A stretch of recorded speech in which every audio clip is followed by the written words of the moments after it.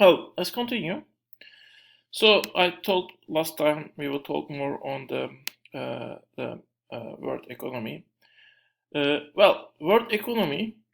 Uh, well, according to the way it is defined by the World System School, um, uh, a detailed um, analysis of that school can be read in the Wallerstein's texts, basically, and Arigi's texts also.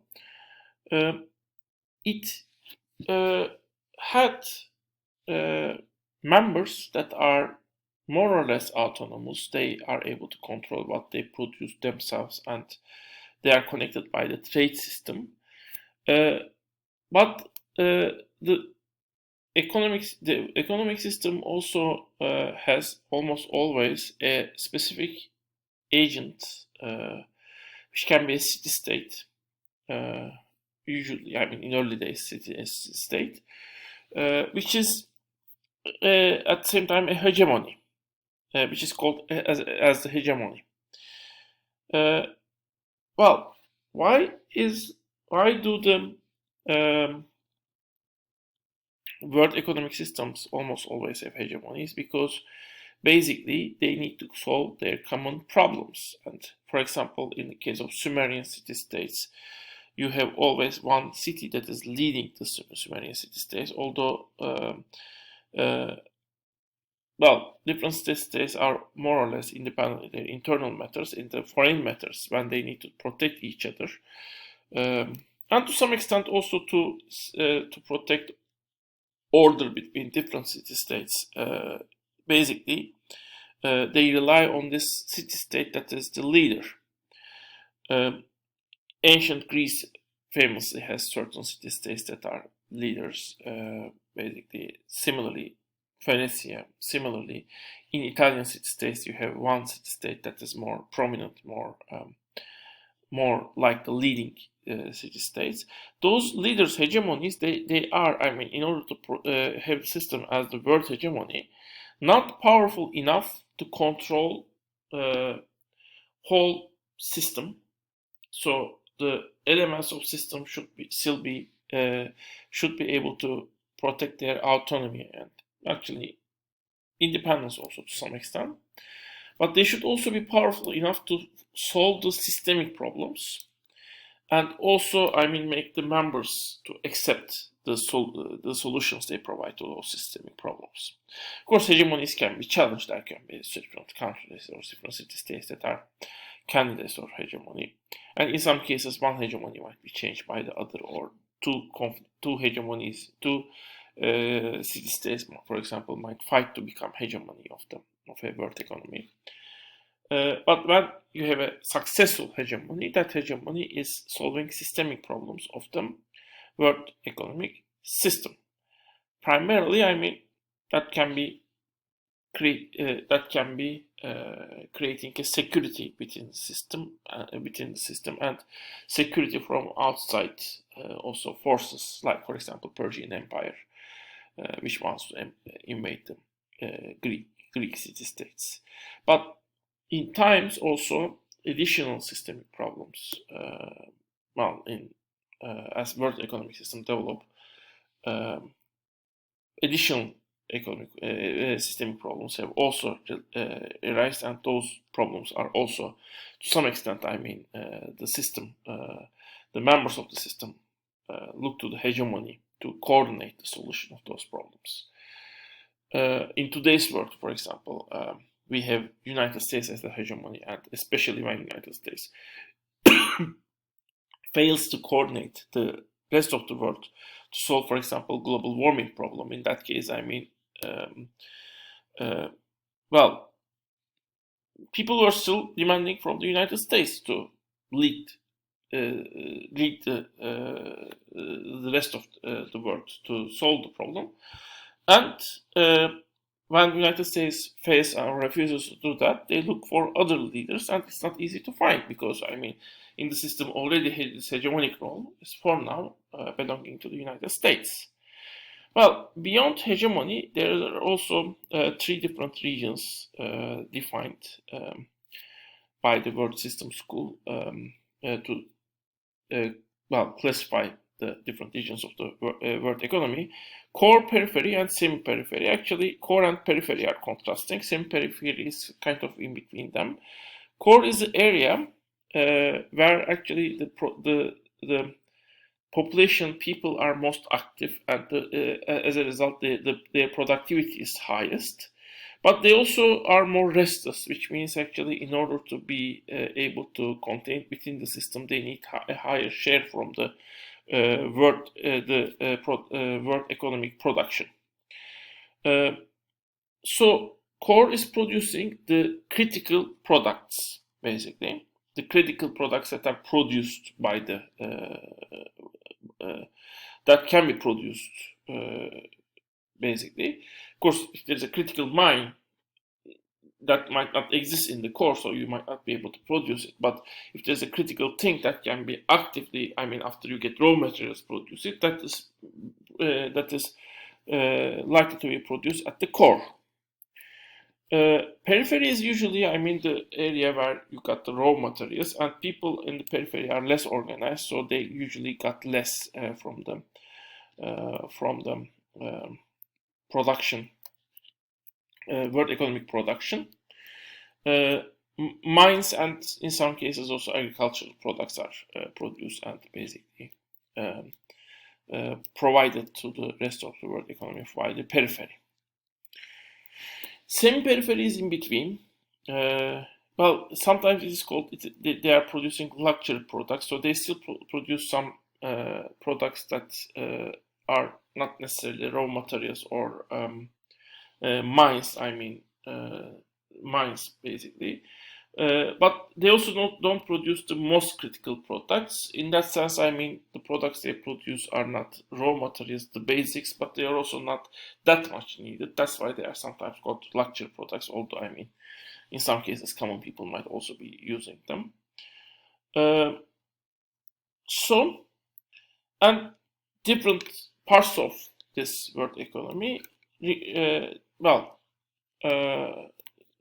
remain interdependent to each other to have those parts as part of the world economy. To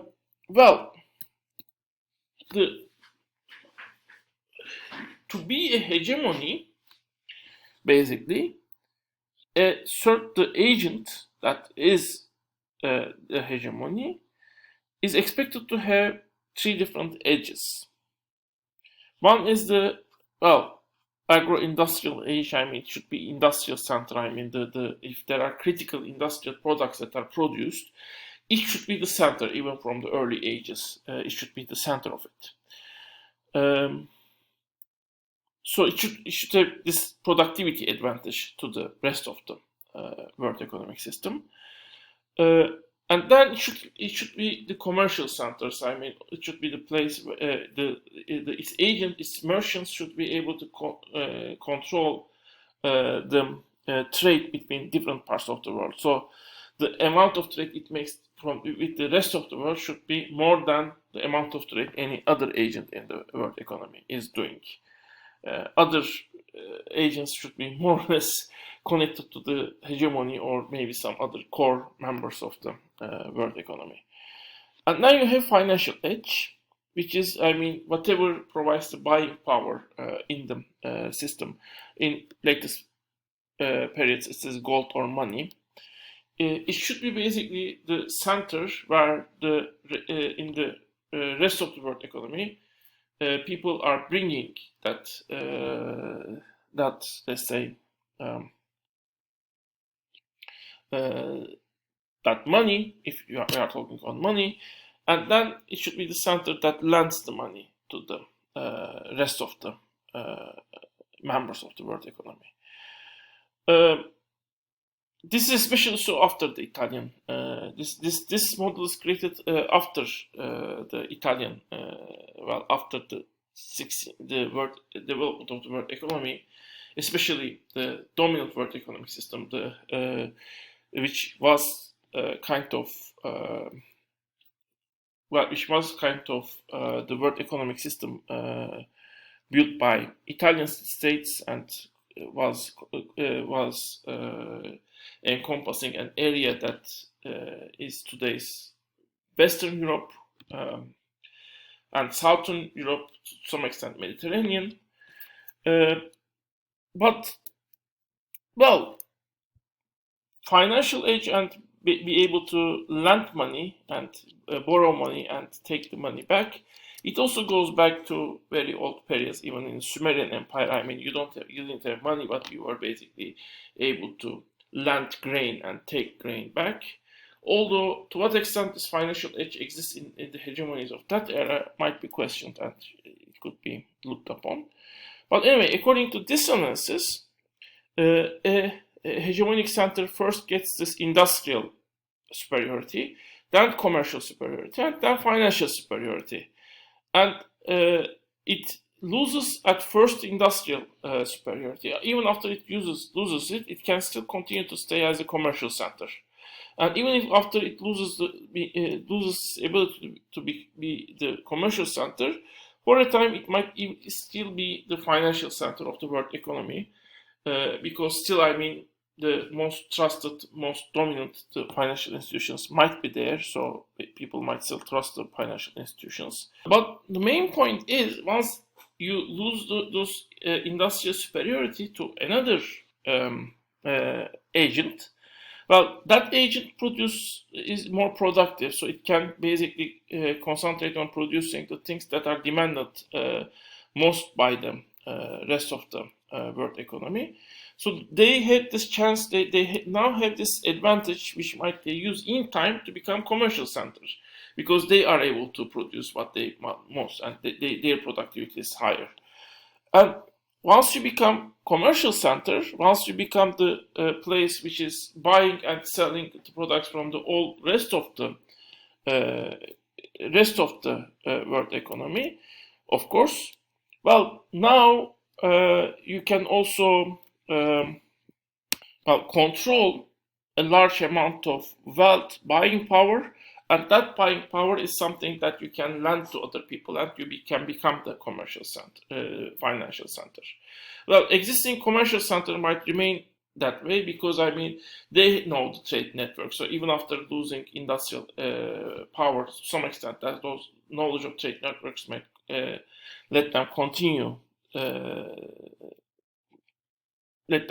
to be to be dominant in terms of a commerce center. And basically, as long as people lend their money to the financial institutions there, even after you have lost to become dominant in commerce, basically the fact that all people are lending money to you might make you to continue to become financial center up to certain points. But basically, as I said, losing the industrial edge basically make the hegemony also vulnerable, and the agent that gained the industrial edge has the ability to get also the commercial edge and the financial edge in time, according to this analysis. So, well, the current world economy, which is now surrounding the whole world, was, as I said before, according to the World System Schools analysis, was founded in Western Europe and to some extent Mediterranean also, by Italian city-states. Different Italian city-states have become hegemonies of this system. Venice, Genoa, Florence, for example. Well, in 15th century, basically, the capital in these basic Italian city-states, the merchants, they were looking further ways to expand, basically, their trade networks and their ability to control resources, the production, the trade in other centers. And that creates one of the most drastic developments in the world history. We will talk more on it in the next part.